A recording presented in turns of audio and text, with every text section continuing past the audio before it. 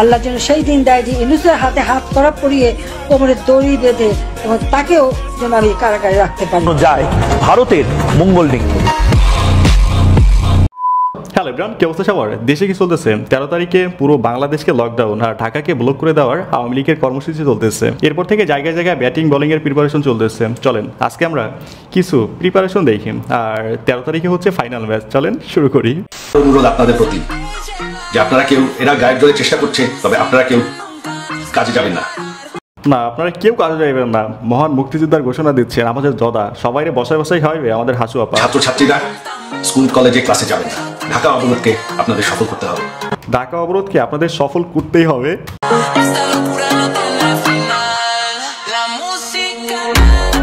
মিনোয়েল Jamaat Shibir,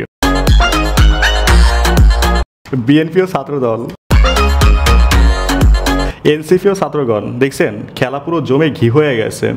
India Awami League আর হচ্ছে anti India, রিক্সাওয়ালা মামা ও অন্যান্য ড্রাইভার, ভিক্ষুক এবং ডেন্ডিখোর, মাদ্রাসা স্টুডেন্ট, পুলিশ ও আর্মি। ভাই অলরেডি টেস্ট ম্যাচ শুরু হয়ে গেছে, ফাইনাল খেলা হচ্ছে 13 তারিখে, আর রেফারির ভূমিকা আছে সেনাবাহিনী। দেখা যাক এইবারে ট্রফি কার পাশায় না কাঁধে উঠে। জয় বাংলা, জয় বঙ্গবন্ধু। তো ভাই 13 তারিখ উপলক্ষে অগ্রিম শুভকামনা। মাঠে সেনাবাহিনী আছে আর বল করবে ভারতীয় লীগ। দেখা যাক সেনাবাহিনী কত স্কোর তুলতে পারে। এই মাত্র এনসিপি কার্যালয়ের সামনে ককটেল বিস্ফোরণ, এবং আপনারা দেখতে পাচ্ছেন যে ককটেল বিস্ফোরণের ঘটনা ঘটিয়েছে তাকে ধরার জন্য। ভাই দেখছেন, এ তো দেখি কুরবানির গরুর হাট ছাড়াই গরু পালিয়ে যাওয়ার ফিল পাচ্ছি। ভাই এখন দেখার বিষয় দুষ্ট গরুকে ধরতে পারে কিনা। এনসিপি নেতা কর্মীরা দৌড়াচ্ছেন। দর্শকদের কণ্ঠে খন্দকার আসিফুজ্জামান রয়েছে, সাদা গাড়িতে করে ককটেল বিস্ফোরণ ঘটিয়ে তারা চলে গেছে। দর্শক, আমরা রয়েছি এনসিপি কার্যালয়ের সামনে। এনসিপি কার্যালয়ের সামনে ককটেল নিক্ষেপ করতে এসে ধরা খেলো আওয়ামী লীগ কর্মী। এই মুহূর্তে কিন্তু তাকে ছাত্র জনতা নেন, দুষ্ট গরু ধরা পড়ে গেছে, এইবার আর পালানোর কোনো সুযোগ নাই। কিন্তু ধরে তারাকে কিন্তু গণদলাই দিয়ে পুলিশের হাতে তুলে দিচ্ছে। ইচ্ছে মতো মারছে, প্যান্টের বেল্টও ছিঁড়া ফেলছে। ককটেল না ককটেল, এইবার ধরে নিয়ে পাশার ভিতরে ককটেল ফুরাই দেবে। মিছিলে বিনিময়ে 5,000 টাকা দিব, আমি রাজি হয়েছি। এখন আমাদের কইছে যেদিকে মিছিল হইব, আমার হাতে বসে একটা পোটলা দিছে, ওটার ভিতরে কি আছিল আমি জানি না।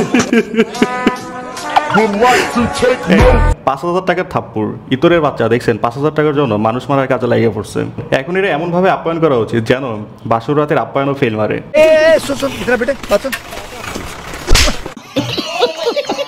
আল্লাহ যেন সেই দিন দেয় যে ইউনূসের হাতে হাত করা পরিয়ে কোমরে দড়ি বেঁধে এবং তাকেও যেন আমি কারাগারে রাখতে পারি। হ্যাঁ হ্যাঁ, কারাগারে রাখবে, কোমরে দড়ি বেঁধে আর হাতে হ্যান্ডকাপ পরিয়ে। সেই সুযোগটা যেন আল্লাহ আমাকে দেয়, আমি সেই দোয়া করি, আপনাদের কাছে দোয়া চাই, ইনশাল্লাহ করবো। আহা হা, আপা এত তো স্বপ্ন দেখেন না, পরে দেখবেন বেড ভিজে গেছে। দেশে থাকতে কিছু করতে পারেন নাই, এখন জনগণকে মিথ্যা প্রলোভন দেখায় লাভ নাই। এই মোহাম্মদ ইউনূসকে যদি না সরানো যায় ভারতের মঙ্গল ডিঙ্গি। ডক্টর মোহাম্মদ ইউনূস স্যার ভাই, তিনি সাউথ এশিয়ান বেস্ট লিডার। এইটা ভারত হারে হারে টের পাইতেছে। ভারত এখন বাংলাদেশকে মুখে নিয়ে বসে আছে, কিন্তু তার জন্য গিলতে পারতেছে না। ভারতের মঙ্গল ডিঙ্গি। ভাই এখানে 13 তারিখে লকডাউন নিয়ে ভাষণ দিচ্ছেন 25-এ সমন্বয়ক আমাদের সাদ্দাম ভাই। সফল হয়েছে, যেখানে নেতা পালিয়ে গিয়ে বিদেশে বিলাসী যাপন করছেন, আর দেশে কর্মীদেরকে রাজপথে থাকার জন্য আহ্বান জানাচ্ছেন। আজকে বড় বড় কথা বলছেন, ভিডিও কনফারেন্সে কথা বলছেন। সাহস থাকলে বাংলাদেশে এসে রাজনীতি করুন। আমরা বলি, দেখা না দিলে বন্ধু কথা কইও না। হ্যাঁ, দেখা না দিলে বন্ধু কথা বলিও না। ভাই কথা আছে না, রিভেঞ্জ অফ দ্য নেচার, এখানে ঠিক তাই ঘটছে। তাদের বক্তব্য এখন তাদের উপরে অ্যাপ্লাই হচ্ছে। আমাদের হাসু আপা ইন্ডিয়ায় বসে অডিও কল ফ্রিল্যান্সিংয়ে ব্যস্ত, আর বাকিগুলো বাংলাদেশে বসে ভিপিএন কানেক্ট করে ফেসবুক পোস্টে ব্যস্ত। যাই হোক, সবশেষে সাদ্দাম ভাইয়ের কণ্ঠে আবারও বলতে চাই, দেখা না দিলে বন্ধু ওপার থেকে দেশের 12টা বাজাইও না।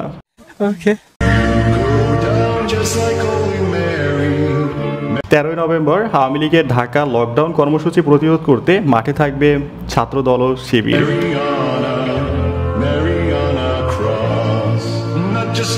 ভাই রাজনীতির মাঠে প্রতিদ্বন্দ্বী হলেও ভারত আওয়ামী লীগের প্রশ্নে সবাই ভাই ভাই, দেখছেন?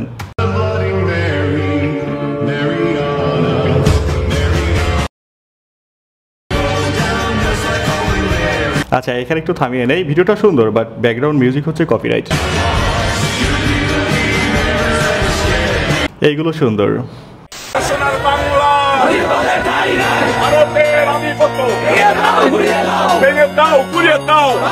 ভেঙে দাও গুড়িয়ে দাও ভারতের আধিপত্য।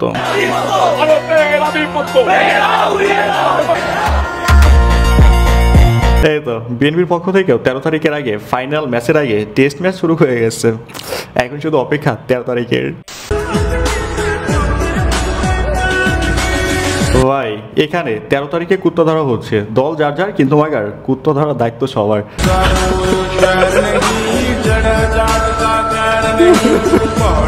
ভাই এইটা সুন্দর ছিল।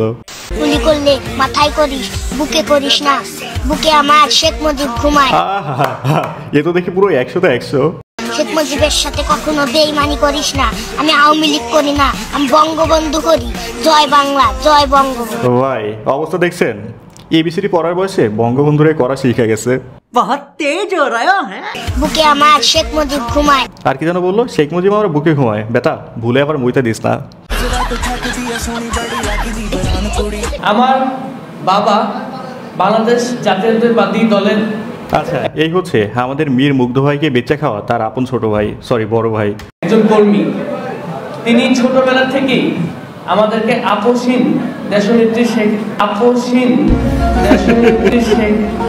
ভাই শেখ হাসিনা এমন এক ভ্যাকসিন মেরে গেছে, কেউ হাসিনার নাম মরার আগ পর্যন্ত ভুলতে পারবে না। বিষয়টা এমন, পরীক্ষার আগে আপনি যতই পড়েন না কেন, এক্সাম হলে গেলে সব ভুলে যাইবেন। যে দলের নায়েবে আমির ঘি খেতে পছন্দ করেন এবং তুলে চেটে খেতে ভালোবাসেন, ঘি চেটে খেতে পছন্দ করে, by the way background music maybe copyright. যিনি হাঙ্কি পাঙ্কি শব্দের মতো এরকম সিলি শব্দ ব্যবহার করে আক্রমণ করতে পারেন। ওয়েট করেন একটু। শাখাওয়াত হোসেন শান্ত অনেকে তো অনেক কিছু করে পুরো ভাসিয়েও দিতে চেয়েছিলেন বাংলাদেশ।